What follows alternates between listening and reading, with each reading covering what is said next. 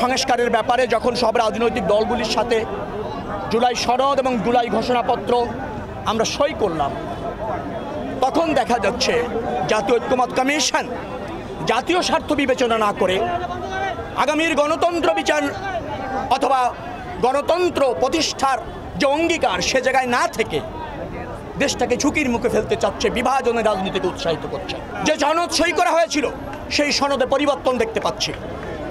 যে সনদ জাতীয় ঐক্যমত হয়েছিল সেই সনদের মধ্যে আমরা দেখতে পাচ্ছি কোনো ব্যক্তি, দল, গোষ্ঠী ভাবনাকে প্রাধান্য দেওয়া হচ্ছে। আগামী জাতীয় নির্বাচন, যার মাধ্যমে আমরা জনপ্রতিনিধি নির্বাচিত করতে চাই, একটা কার্যকর সংসদ চাই, সে পথ রুদ্ধ এবং অনিশ্চিত করার একটা অপচেষ্টা চলছে। যার ফলে নির্বাচিত সরকার অথবা সংসদ আমাদের এই সনদ বৈধভাবে সাংবিধানিক সংস্কার করে জাতির চলার এবং জাতির পরিবর্তনের যে নতুন দিগন্ত উন্মোচিত হবে সেই পথ অনেকটা রুদ্ধ করা হচ্ছে, বিভাজন তৈরি করা হচ্ছে। জনগণের প্রতিনিধির উপর আস্থা রাখা হচ্ছে না। জাতীয় নির্বাচনের মাধ্যমে যে দেশ মেজরিটি নিয়ে, যে দল মেজরিটি নিয়ে রাষ্ট্র ক্ষমতায় আসবে সেই পথকে অনেকটা রুদ্ধ করা হচ্ছে।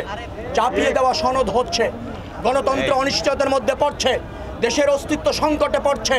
এই ধরনের জাতীয় ঐক্যমত্য কমিশনের প্রস্তাবনা আমরা গতকাল দেখলাম।